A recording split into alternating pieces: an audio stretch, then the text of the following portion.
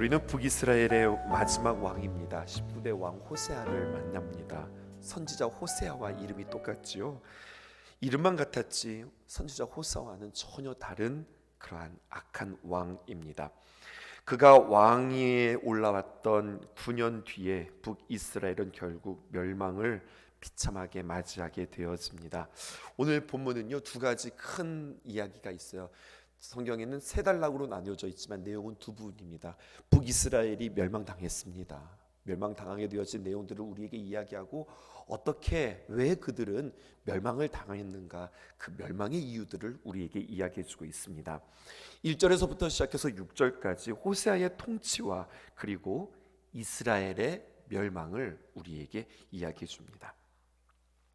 호세아가 왕이 되었을 때 그는 계속해서 그 아수르, 당시의 강대국이었던 아수르에게 조공을 착실하게 바쳤습니다. 그리고 아수르의 덕을 보면서 지원도 받고 자신의 권력도 유지하면서 꽤 괜찮게 나라를 유지했었거든요. 겉으로 볼 때는 큰 문제가 없어 보였습니다. 뿐만 아니라 2절을 보실까요? 이렇게 표현되어 있습니다. 여호와께서 보시기에 악을 행하였다. 잘한 것은 아니었습니다. 하지만 그전 이스라엘의 여러 왕들과 같지는 아니하였다. 아주 극악했던 왕들보다는 그래도 조금 나은 모습이었지만 그래도 여호와 하나님께서 보시기에 그 또한 악을 행했다라고 평가하고 있습니다. 그런데요, 놀라운 사실은요, 그의 시대에 이 북이스라엘이 멸망했다고 하는 사실입니다. 이거 한번 생각해 보실까요? 호세아보다 더 악한 왕들이 있었잖아요. 근데 그 악한 왕들이 다스릴 때에는 나라가 망하지 않았는데 덜 악했던 왕 호세아 때에 비로소 나라가 망했다. 지금 성경은 우리에게 이렇게 이야기하고 있습니다. 결국 다른 왕들보다 조금 더 낫다고 해서 되는 게 아니구나. 성경은 우리에게 이것을 이야기하는 거예요. 왕에 대한 진정한 평가는 다른 왕들과 비교해서 여러분 절대평가라고 하는 게 있고 상대평가라는 게 있죠.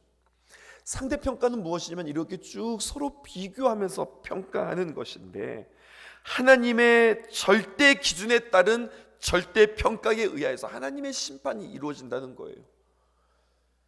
여러분 지금 제가 무슨 이야기를 하는지 이해하시겠어요? 왕들이 쭉 있는데 왕들이 다 한결같지 않았단 말입니다. 좀 나은 왕도 있고 아주 못한 왕도 있고 최악의 왕도 있어요. 그러면 최악의 왕은 점수가 제일 낮단 말입니다. 그러면 그때에 나라가 망해야 하고 그리고 나라가 큰 일들을 당해야 되는데, 오늘 성경을 보니까 아주 악한 왕일 때는 오히려 나라가 건재했어요. 근데 그거보다가 조금 나았던 왕인데 그때 북이스라엘이 멸망했더라고 하는 이야기죠.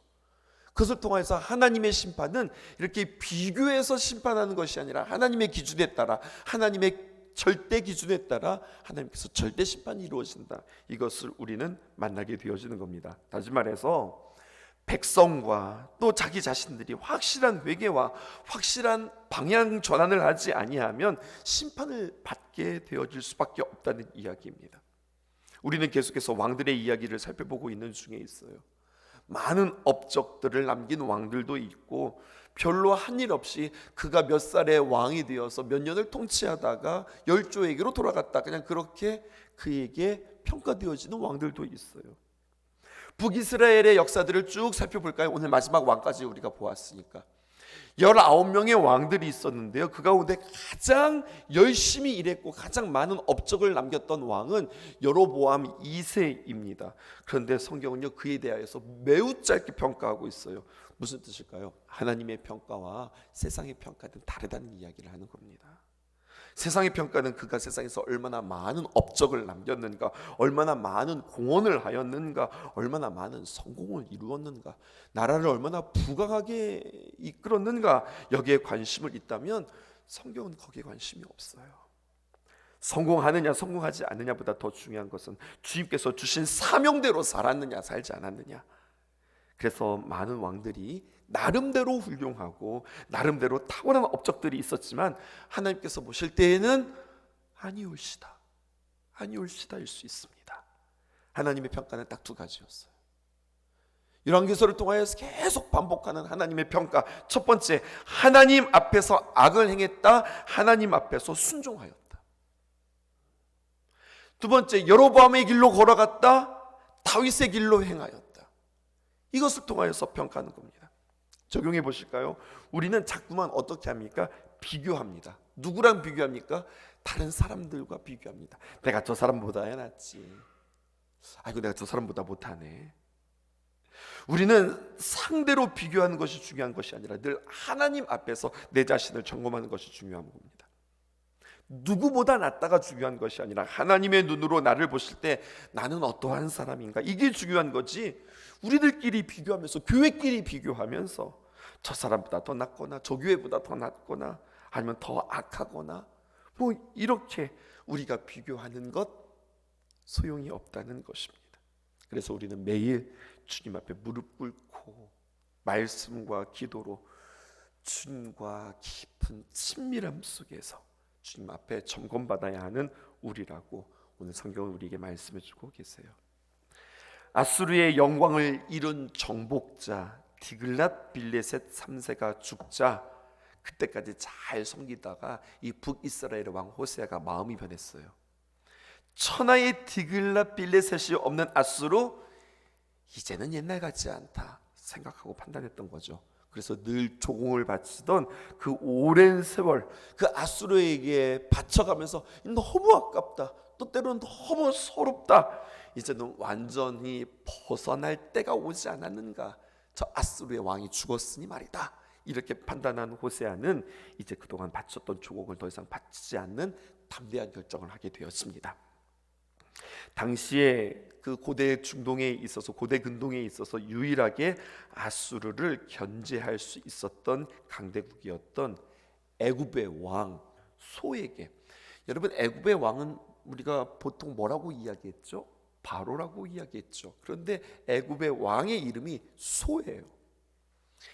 왜 그런가 보았더니 이 이집트 왕이 요 때에 이디오피아 출신의 왕이 되고 이디오피아의 출신이 왕이 되었습니다. 그래서 그의 이름을 소라고 붙이는 거예요.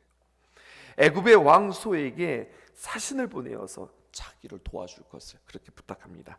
4절에 있는 말씀 우리 함께 볼게요. 그가 애굽의 왕 소에게 사자들을 보내고 해마다 하던 대로 아수르 왕에게 조곡을 드리지 아니하매 아수르 왕이 호세아가 배반함을 보고 그를 오게 감금하여 두고, 이렇게 표현하고 있습니다.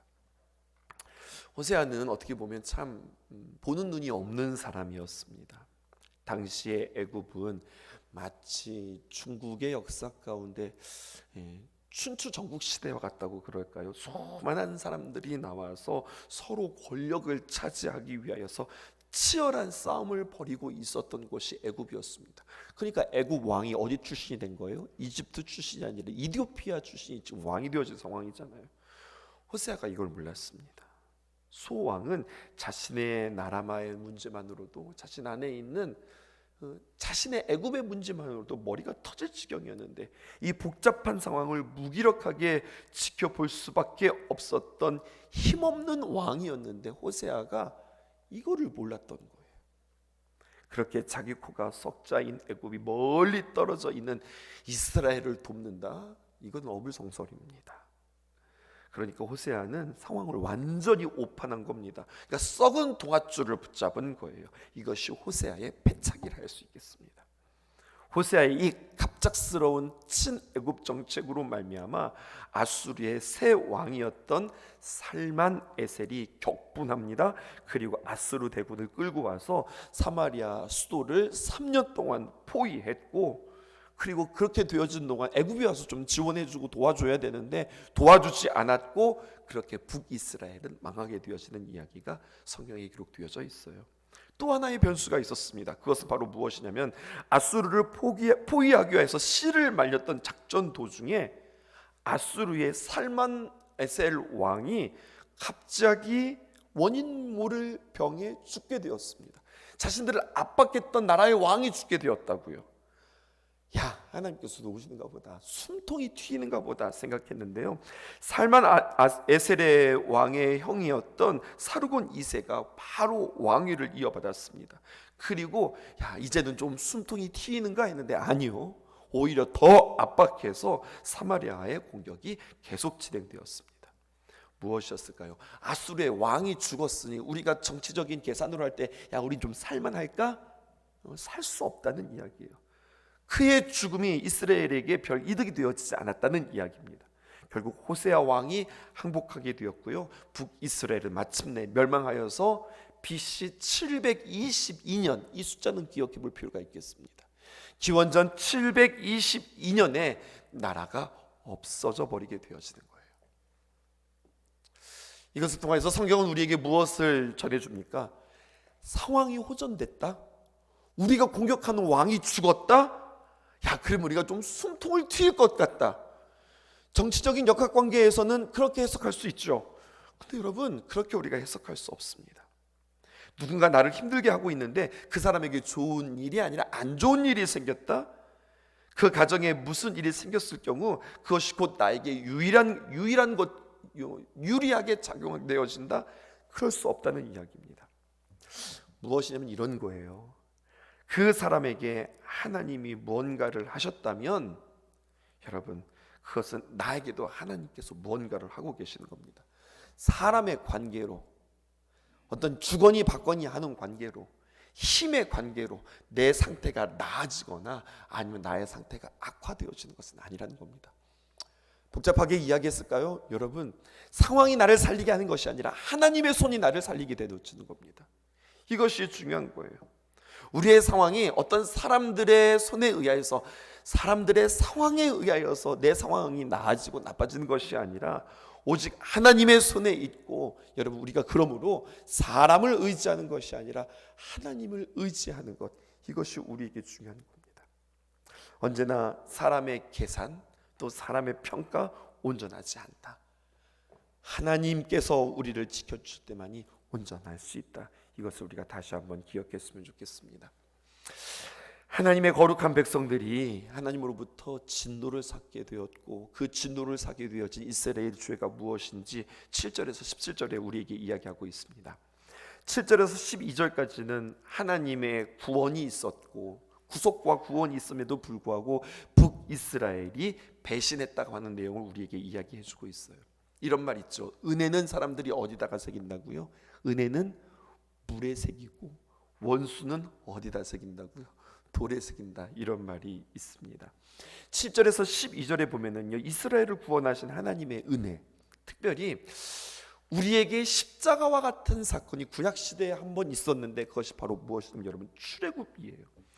출애굽은 구약 시대에 있어서 구약의 역사 가운데 우리로 말하면 십자가와 같은 사건입니다.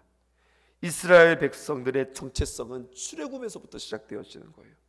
애굽의 종살이로부터 그들이 자유함을 얻게 되었다. 벗어남에 대한 은혜, 여러분, 이것이 애굽에서 자유하게 되어진, 포로 가운데서 자유하게 되어진 구약 이스라엘 백성들의 십자가의 사건인데, 이 십자가의 은혜의 사건을 그들은 어디에 새겼냐면 물에 새긴 겁니다. 7절 보십시다. 이 일은 이스라엘 자손이 자기를 애굽 땅에서 인도하여 내사 바로의 왕의 손에서 벗어나게 하신 그 하나님 여호와께 죄를 범하고 또 다른 신들을 경외하며, 이렇게 이야기합니다. 여러분, 오늘 맨 마지막 절에 보면은 다른 신들을 경외했다라고 하는 표현이 있죠. 경외라고 하는 것은 참 두려워하면서 동시에 사랑한다라고 하는 뜻인데요. 여러분, 경외한다는 말의 주어, 경외한다고 하는 말의 그 주체는 언제나 딱 한 분, 오직 하나님에게만 어울리는 말씀입니다. 근데 오늘 성경에 보니까 다른 신들을 경외했다, 이렇게 이야기하고 있어요. 성경은 계속해서 그 이스라엘 백성들의 배교와 배신에 대해서 9절에서 11절 이렇게 이야기합니다. 교독하면서 읽어볼게요. 이스라엘의 자손이 점차로, 9절입니다. 점차로 불의를 행하여 그 하나님 여호와를 배역하여 모든 성읍의 망대로부터 견고한 성에 이르도록 상당을 세우고 모든 산 위에와 모든 푸른 나무 아래에 목상과 세라상을 세우고 11절 또 여호와께서 그들 앞에서 물리치신 이방 사람같이 그곳 모든 산당에서 분향하며 또 악을 행하여 여호와를 경노하게 하였으며, 이렇게 표현하고 있어요. 근데 여러분, 9절에서부터 시작해서 11절까지 반복되어지는 표현이 있는데요, 모든 성읍, 모든 산 위에서, 모든 푸른 나무, 모든 산당. 여러분, 이들이 우상 숭배를 함에 있어서 얼마나 진심이었고 얼마나 열정적이었는지를 강조하고 있어요.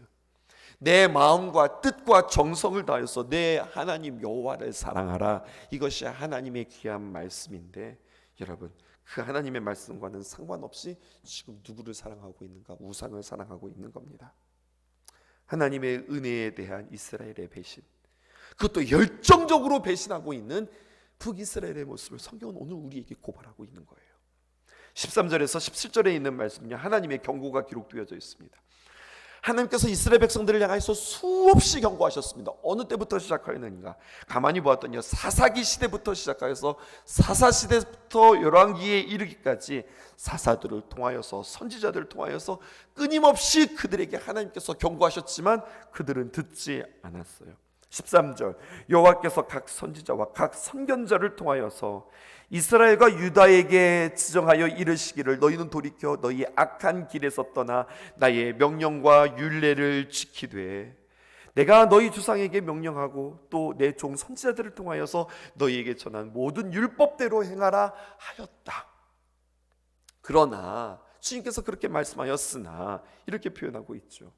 그들의 반응과 그들의 선택은 무엇입니까? 14절입니다. 그들이 듣지 않고 그들의 목을 곧게 하기를 그들이 하나님 여호와를 믿지 아니하였던 그들의 조상의 목같이 하여. 15절, 여호와의 율례와 여호와께서 그들의 주상과 더불어 세우신 언약과 경계하신 말씀을 오늘 성경에 보니까 버렸다. 허무한 것을 뒤따라 허망하며 또 여호와께서 명령하사 따르지 말라 하신 이방 사람들을 따라.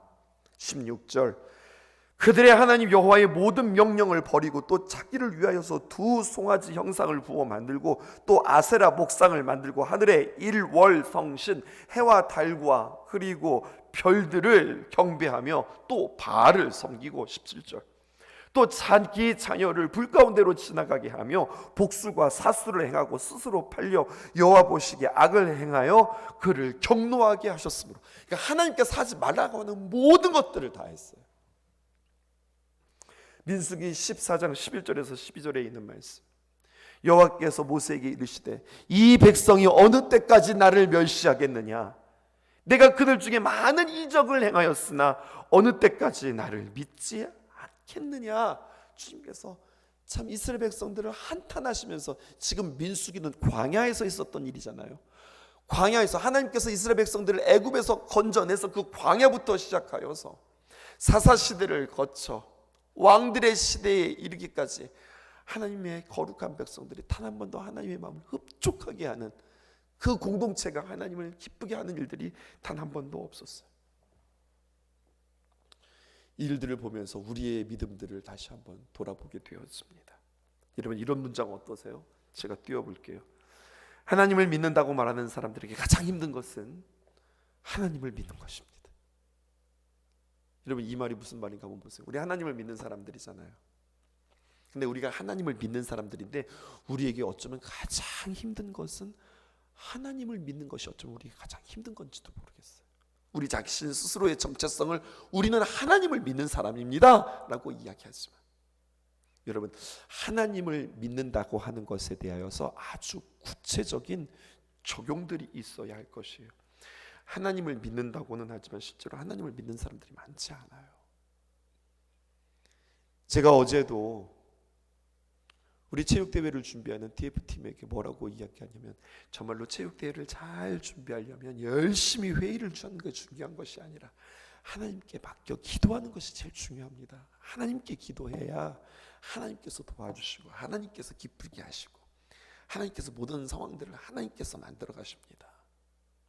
회의를 열심히 하는 것이 아니라 기도를 열심히 해야 합니다. 제가 그렇게 말씀드렸어요.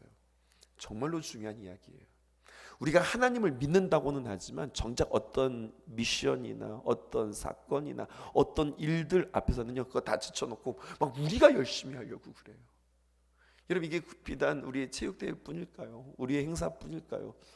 우리의 삶 속의 행사들도 마찬가지입니다. 우리의 일들도 마찬가지입니다. 아이가 군대를 간다든지, 아니면 뭐 아이들이 결혼을 한다든지, 아니면 아이들이 학교를 다닌다든지, 아니면 가정에 여러 가지 많은 일들이 있을 때 정말로 내가 하나님을 믿는가? 내가 하나님을 믿는 사람이라면 내가 하나님 앞에서 제일 먼저 무엇을 선택해야 하는가? 하나님을 믿는다는 것에 아주 구체적인 적용이 있습니다. 그것은 바로 무엇이냐면요, 하나님을 믿는 사람들은요, 그 구체적인 열매가 순종입니다. 하나님을 믿는 사람들은 순종하게 되어 있어요. 하나님의 말씀에 순종해요. 하나님의 말씀을 믿지 않기에 우리가 불순종하는 거예요. 나는 하나님의 귀한 말씀을 얼마나 잘 듣고 있으며 하나님의 귀한 감동이 내 안에 얼마나 있으며 나는 그것에 얼마나 순종하고 있는가 점검하는 이 아침 되었으면 좋겠습니다. 결국 이스라엘 백성들은 18절에서 23절 하나님으로부터 심판받게 되어집니다. 18절에 있는 말씀 보실게요. 여호와께서 이스라엘에게 심히 노하사 그들 그 앞에서 제거하시니 오직 유다 지파 외에는 남은 자가 없으니라. 성경이 이야기하고 있어요. 우리 하나님은 어떤 하나님이라고 오늘 말씀 우리에게 가르쳐 주세요. 하나님은 사랑의 하나님이시면서 동시에 하나님은 노하시는 하나님이시다. 우리에게 가르쳐 주십니다. 그런데요, 여러분, 이 하나님의 진노는요, 이기적이거나 어떤 감정적인 그러한 진노가 아닙니다. 하나님의 진노는 어디서부터 출발할까요? 하나님의 거룩하심에서부터 출발하는 겁니다. 그럼 여러분, 구원을 우리는 다시 한번 정의할 수 있어요. 구원이란 무엇일까요?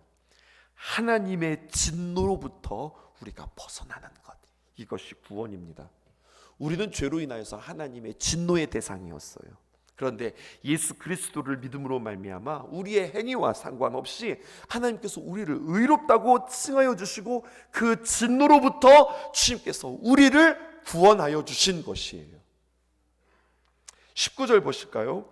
유다도 그들의 하나님 여호와의 명령을 지키지 아니하고 이스라엘 사람들이 만든 관습을 행하였으므로.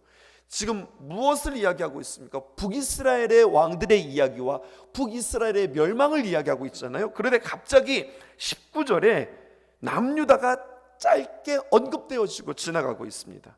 이것은 유다의 운명 역시 동일할 것을, 즉 북이스라엘은 아수르에게, 남유다는 역시 하나님께 돌이키지 아니하고 우상 숭배에서 떠나지 아니하면 바벨론으로부터 떠날 것을 암시하고 있어요.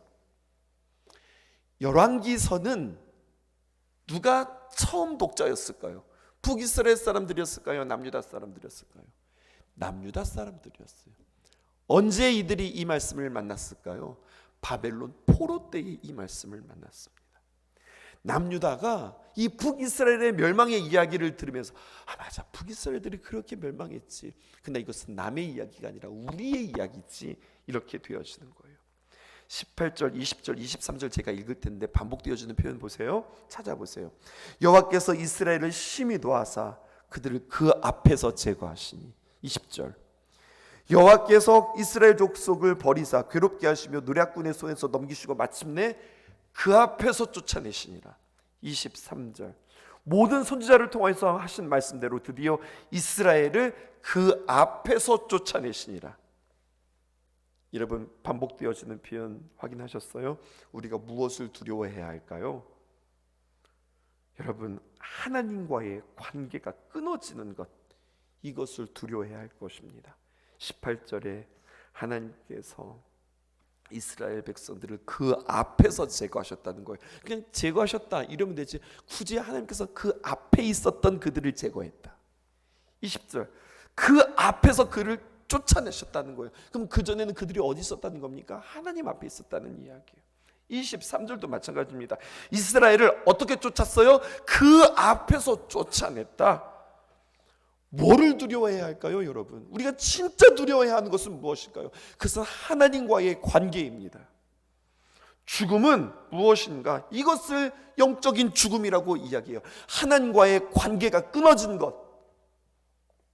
18절에서 23절에 그 앞에서 제하여지는 것을 세 번이나 언급하면서 하나님의 징벌은 단순히 아수르가 망했대, 아수르를 통해서 북이스라엘이 망했대, 그들이 포로로 끌려갔대, 이게 망한 게 아니에요. 여러분, 진짜 망한 거는 무엇이 진짜 망했느냐? 하나님 앞에서 제하여지고 하나님 앞에서 쫓겨나는 것이, 이것이 진짜 망하는 겁니다. 하나님과 관계가 끊어지는 것, 하나님의 감동이 내 안에 없는 것, 하나님의 음성이 들려지지 않는 것, 예배를 드리는데 그냥 맹숭맹숭한 것, 하나님 앞에 나와서 예배하는데 감격이 없는 것, 찬양에 감동이 없는 것, 여러분 이게 죽은 상태란 말입니다. 이것만큼 심각한 일은 없는 거예요. 이게 죽은 거라고요. 살아있으나 이것이 죽은 거라고요. 다시 한번 주님 앞에서 이 일을 위하여서 기도할 수 있기를 주님의 이름으로 축복합니다. 주님의 귀한 감동이, 십자가에 대한 귀한 은혜가, 하나님께서 나에게 들려주시는 음성이, 또 내가 주님 앞에 기도할 때마다 나의 삶 속에서 맺어지는 하나님의 귀한 열매 경험할 수 있도록 도와주시옵소서. 이 기도가 저와 여러분에게 있기를 주님의 이름으로 축복합니다. 기도하겠습니다. 내게 유익하던 것을 다해로 여기네. 구주를 위하여 모두 다 버리네. 모든 것을 잃어버려도 아깝지 않음은 예수를 아는 지식이 가장 고상함이라. 다시 고백할까요? 내게 유익하던 것을 다해로 여기네. 구주를 위하여 모두 다 버리네. 모든 것을 잃어버려도 아깝지 않음은 예수를 아는 지식이 가장 고상함이라. 육체를 신뢰하지 않고 겸손한 마음으로 주 안에 능력과 고난에 참여하며 그의 죽으심을 본받아 그리스도를 얻고 예수의 안에서 발견되려 합니다. 표대를 향하여 그리스도 예수 안에서 무릎의 상을 위하여 달려가노라. 이전에 있는 것은 모두 잊어버리고 앞에 계신 그리스도께로 달려가노라.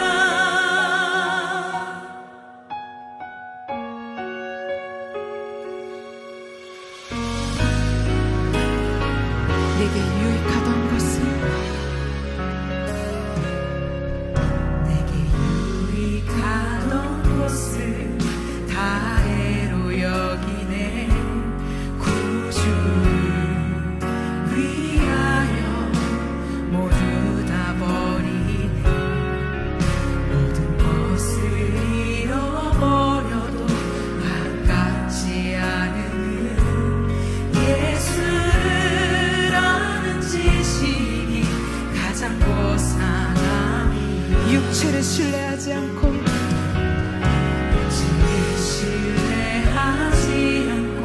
겸손한 마음으로 주 안에 능력과 고난에 참여하며 그 죽으심을 본받아 그리스도를 얻고 예수의 안에서 발견되려